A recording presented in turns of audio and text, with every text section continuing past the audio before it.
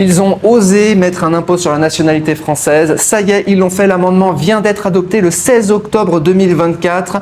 Donc, si vous êtes de nationalité française, même si vous êtes résident fiscal étranger, eh bien, dans certains cas que nous allons voir dans cette vidéo, dans certains cas, vous allez devoir payer encore des impôts en France, des impôts, toujours plus d'impôts, même pour ceux qui ont fui la France, qui sont partis de France, qui sont résidents fiscaux étrangers. Eh bien, il y a, dans certains cas, vous allez devoir payer. On va voir quand, comment, combien, et on va surtout voir comment contourner. Je vais vous donner ma compréhension du sujet. Je crois que j'ai jamais eu autant honte d'être français. Je suis très très content d'être parti de France il y a très longtemps parce que j'ai la chance de ne pas être concerné par ce texte. On va voir que tout le monde n'est pas concerné.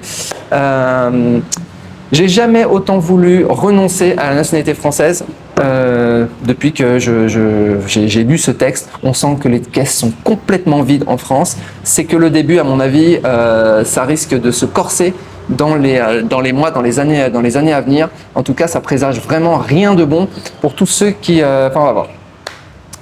Voilà, allez, je vous lis le texte, ça concerne qui? Donc ils font un amendement, donc sous réserve, je vous lis l'amendement, sous réserve des conventions fiscales signées par la France, tous les mots sont très importants, hein. Les personnes de nationalité française ayant résidé au moins 3 ans en France sur les 10 dernières années, ayant précisé leur changement de résidence fiscale vers un État pratiquant une fiscalité inférieure de plus de 50% à celle de la France en matière d'imposition sur les revenus du travail, du capital, du patrimoine, les personnes soumises aux obligations du présent alinéa bénéficient d'un crédit d'impôt égal à l'impôt sur ces mêmes revenus qu'elles ont déjà acquittés dans leur pays de résidence. Alors, globalement, résumé approximatif, mais résumé tout de même.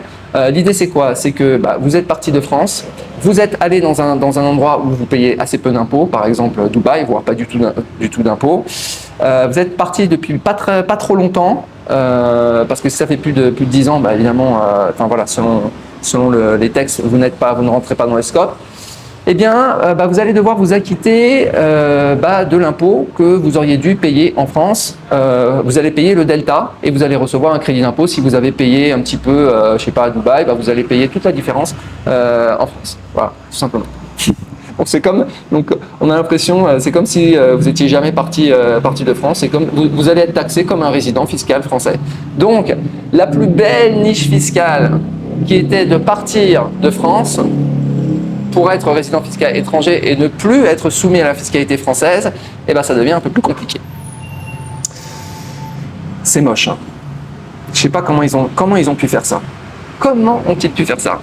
On sentait venir, hein, mais de toutes les personnes que j'avais interviewées, on se disait ils le font jamais, ils n'ont pas la capacité, ils n'ont pas le courage, ils n'ont pas l'envergure de faire un impôt sur la nationalité comme l'ont fait les Américains. Aux États-Unis, il y a un impôt sur la nationalité, mais c'est les seuls à avoir fait ça. La France l'a fait. Bravo. Cocorico. Alors, commentaire. Est-ce que c'est... alors là, je vous donne mon opinion, mon interprétation, ma compréhension. Si vous en avez une autre, vous venez sur le groupe Telegram dans le rayon fiscalité et on discute parce qu'il peut y avoir des compréhensions, des interprétations différentes de ce texte qui est d'une violence rare. Alors, moi, le premier réflexe que j'ai eu, c'est la première phrase. Sous réserve des conventions fiscales signées par la France. Évidemment. Enfin, je veux dire, la France a signé des conventions fiscales avec la majorité des pays. Par exemple, avec la Thaïlande, avec l'Indonésie, avec Dubaï, avec tout. Okay, alors, il y a quelques pays où il n'y a pas de convention fiscale, mais la majorité, il y a des conventions fiscales. Et l'objectif, c'est quoi? C'est d'éviter la double imposition. C'est-à-dire, la convention, elle va dire, OK, vous êtes taxable en France ou vous êtes taxable en Thaïlande. Okay, donc c'est ça l'objectif en fait de non double imposition, ne pas être doublement taxé. Okay. Donc cet amendement présent vient en contradiction et en opposition avec toutes les conventions fiscales signées par la France. À aujourd'hui, au moment où je fais cette vidéo, c'est une contradiction. C'est-à-dire que en l'état, cet amendement, ma compréhension, en l'état, il est inapplicable. Pourquoi? Parce que dans toutes les conventions fiscales, il y a écrit « Votre impôt sur le revenu est taxable soit en France, soit à Dubaï, par exemple, si on est entre la France et Dubaï, mais il n'y a pas écrit les deux. Okay, là, on est dans un truc qui vient... Là, on est dans quelque chose qui vient se rajouter en fait aux conventions fiscales. C'est une couche supplémentaire qui vient dire presque le contraire, à dire ok, vous êtes résident fiscal par exemple en Thaïlande, donc votre impôt sur le revenu va être taxable par exemple en Thaïlande, donc vous n'êtes pas taxable en France. Ça c'est dans la convention fiscale de la Thaïlande.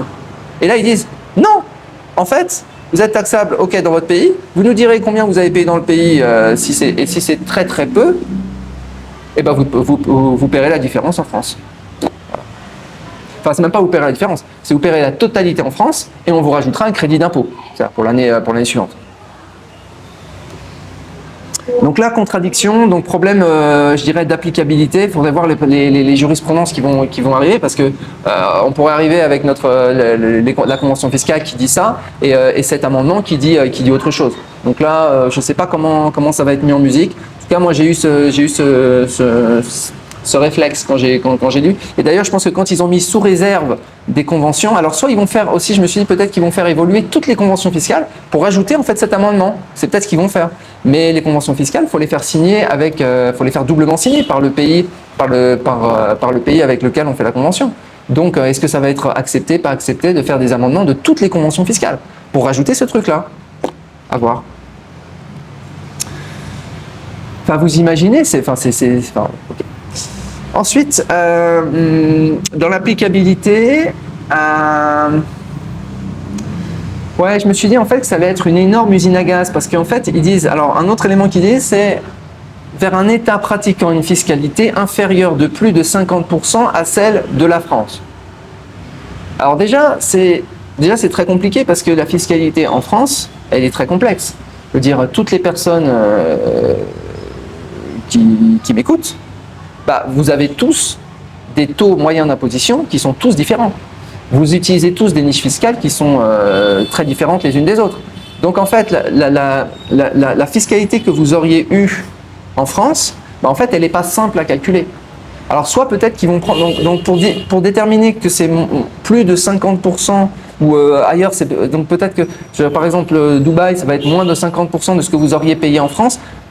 De ce que vous auriez payé, c'est vachement complexe en fait. C'est pas simple de le calculer. Sans compter que dans les pays aussi, il n'y a pas que la France, mais dans des pays par exemple Indonésie, Thaïlande, Dubaï, il y a des niches fiscales aussi. Donc est-ce qu'on prend en compte les niches fiscales quand on calcule ce inférieur de plus de 50% de celle de la France en matière d'impôt? Alors là, je me suis dit, en fait, peut-être qu'ils veulent appliquer juste sur les grilles. C'est-à-dire qu'on prend par exemple les taux d'imposition sur les grilles et pas l'impôt qui aurait été appliqué, mais l'impôt qui serait applicable. C'est-à-dire juste les grilles très simples et pas aller vraiment dans les détails de ce qui serait appliqué à chaque contribuable. S'ils font ça, je vais prendre un exemple. S'ils font ça, par exemple, si on prend sur la Thaïlande a une grille d'impôt sur le revenu qui est même supérieure à celle de la France. On paye plus d'impôts, j'ai pas vu la grille, mais la grille, on paierait potentiellement plus d'impôts en Thaïlande qu'en France. Parce qu'on touche, les tranches, c'est un impôt progressif et l'impôt sur le revenu, il est important. Il est important aussi en Indonésie, etc. Il est important dans tous ces pays. Sauf que, donc si on compare comme ça, on va se dire, ouais, très bien. Donc ces pays, ils ne sont pas concernés par cet amendement. Parce que ce n'est pas des paradis fiscaux au sens de l'impôt sur le revenu. Sauf que, par exemple, en Thaïlande, il y a une niche fiscale. Pour les étrangers, il y a des cas particuliers. En fait, il y a plein de cas particuliers partout. Et en Thaïlande, si vous êtes en Thaïlande, vous êtes résident fiscal en Thaïlande, tout l'argent, tous les revenus que vous ne rapatriez pas en Thaïlande ne sont pas taxables en Thaïlande. Donc, quand bien même la grille d'impôt sur le revenu, ce serait pas un paradis fiscal par rapport à la France, dans les faits, le gars, il ramène rien en Thaïlande, il paye rien. Donc, est-ce que quand ils disent de 50% de celle en matière d'impôt sur le revenu, du travail, du capital, du patrimoine, est-ce qu'ils parlent simplement des grilles, on compare les grilles, ou bien on compare ce qui serait réellement applicable? Auquel cas, il faudrait vraiment aller calculer ce qu'on aurait payé en France, calculer ce qu'on paye dans le pays de destination, faire le delta, faire des simulations. Enfin, c'est vraiment une usine à gaz. Je ne sais pas comment ils vont arriver à faire ça. L'autre élément, alors faut voir un autre élément, c'est par exemple les gens qui sont par exemple à Singapour. Alors moi, on va prendre un cas très simple, le salarié de Singapour. Moi, j'avais un taux d'imposition moyen de 12% à Singapour. Alors là, attention, pour ceux, je vous répète la phrase, ayant résidé au moins 3 ans en France sur les 10 années ayant précédé leur changement de résidence fiscale. Donc sur les 10 dernières années, si vous n'avez pas vécu 3 ans en France, vous n'êtes pas concerné. Mais maintenant, quelqu'un qui vient de partir, par exemple, qui trouve un emploi à Singapour, au lieu de payer les 12%, il va payer en fait comme s'il était résident fiscal français. Il va payer les 12% à Singapour, et puis il va payer la totalité en France, et puis la France va lui rendre les 12% qu'il a déjà payé à Singapour. C'est du délire. C'est complètement en contradiction avec les conventions fiscales bilatérales France-Singapour. Donc pour lui, ça va être triste. C'est-à-dire que tous ceux qui partent maintenant de France, malheureusement, ils vont être considérés comme des résidents fiscaux français. C'est ça qu'on est en train de dire. Voilà. Alors, si je continue. Ok. Alors, autre élément qui m'a fait... donc, ça concerne l'impôt personnel. Hein, l'impôt sur les revenus personnels. Je ne parle pas d'impôt sur les sociétés, rien du tout. Je vais venir là-dessus après pour les solutions de contournement. Donc alors ça concerne tous les revenus, hein. Revenus du travail, donc par exemple moi quand j'étais salarié à Singapour, revenus du capital, donc capital ça va être les dividendes d'actions, ça va être les intérêts du crowdfunding, ça va être tout ça que vous recevez. Ça va être les distributions de profits aussi que vous pouvez recevoir et sur le patrimoine aussi. Voilà, donc ça concerne tout, quoi. Tout l'impôt sur les revenus donc personnels, pour les personnes physiques. Continue. Ok, maintenant que faire? Solution. Alors, solution, première solution, partir le plus vite possible, ça veut dire aujourd'hui, vous faites vos bagages et vous partez de France. Partez le plus vite possible parce que pour sortir en fait de ces, vous savez, de ces... en gros, dans 7 ans, vous aurez passé moins de 3 ans en France sur les 10 dernières années. Donc dans 7 ans, en fait, vous serez libéré. Attention, s'il n'y a pas d'autres amendements en cours, parce qu'il pourrait dire finalement, c'est pas 10 ans, c'est pas 3 ans sur les 10 dernières années, mais c'est 3 ans sur les 50 prochaines années. C'est-à-dire, il pourrait faire des choses d'ailleurs, il pourrait dire, même si vous partez peu importe la durée auquel vous partez, il pourrait changer encore. Il pourrait faire pire que ce qu'ils ont fait. Et là, c'est déjà catastrophique. En tout cas, en l'état, plus vous partez vite et plus vous cumulez un nombre d'années hors de France, et donc vous allez atteindre à un certain moment ce moment où en fait vous aurez passé moins de 3 ans en France sur les 10 dernières années. Donc si vous partez maintenant, ça sera dans 7 ans. Vous serez tiré d'affaire à ce moment-là. Alors moi, je remercie moi-même. Le jour où j'ai décidé de partir de France, c'était 2010. Voilà. Je ne suis pas concerné. J'ai la chance de ne pas être concerné par cette horreur. Donc ça, c'est la première solution. Deuxième, donc ça, c'est faut le mettre en place tout de suite. Il n'y a même pas de discussion de toute façon. Deuxième solution. Et là, malheureusement, je ne l'ai pas fait, donc je m'en veux. Je félicite tous ceux qui l'ont fait, notamment toutes les discussions que j'ai pu avoir avec Julien d'Oseille TV ou Pierre Ollier, qui ont été bien inspirés de prendre une autre nationalité. Alors, prendre une autre nationalité, il ne parle pas dans cet amendement des binationaux. Il parle de toute personne qui a la nationalité française. Ça veut dire que pour pouvoir renoncer à la nationalité française et ne plus être dans le giron de cet amendement, il faut déjà avoir une deuxième nationalité pour pouvoir abandonner la nationalité française, parce qu'on ne peut pas, si on est juste français comme moi, malheureusement, on ne peut pas abandonner la nationalité française. J'aimerais bien le faire, mais je ne peux pas. Sinon, je deviens apatride. Donc voilà, donc prendre une autre nationalité, c'est vraiment, je pense aujourd'hui, c'est indispensable. Pour pouvoir, et ça Ça, par contre, aucune des personnes que je connais ne l'a fait pour pouvoir renoncer à la nationalité française et donc ne plus avoir affaire à cet impôt sur la nationalité. C'est triste hein, d'en arriver là quand même, pour une personne qui est née en France et de devoir renoncer à la nationalité pour pouvoir éviter de payer cet impôt mesquin. Mais je pense qu'il n'y a pas d'autre. Je pense qu'il faut le faire et je pense que certaines personnes vont le faire. Je serais curieux d'ailleurs je vais réinterviewer, je vais voir si je peux interviewer ceux qui ont plusieurs nationalités pour savoir s'ils envisagent de renoncer à la nationalité française. Si j'avais 2 nationalités, je peux vous dire, alors, important, avoir une autre nationalité en dehors de l'Union européenne, mais aussi, ça devient intéressant d'avoir une nationalité dans l'Union européenne. Parce que l'intérêt de garder la nationalité française, qui est souvent invoquée, c'est de dire je suis dans l'UE, je peux accéder aux 28 pays, etc. Je reste européen. Donc avoir une autre nationalité dans l'UE sans impôt sur la nationalité, c'est génial. Voilà. Je préférerais 1000 fois être, je sais pas, chypriote, grec ou ce que tu veux, plutôt qu'être français. Aujourd'hui, être français, c'est un boulet au pied, c'est une dette. Aujourd'hui, c'est une dette. Plus avec la dette de toute façon, la dette de la France, c'est un boulet au pied des Français. Hein. Boulet au pied des Français, de tous les Français. Les Français de France, les Français hors de France. Être français, c'est un passif.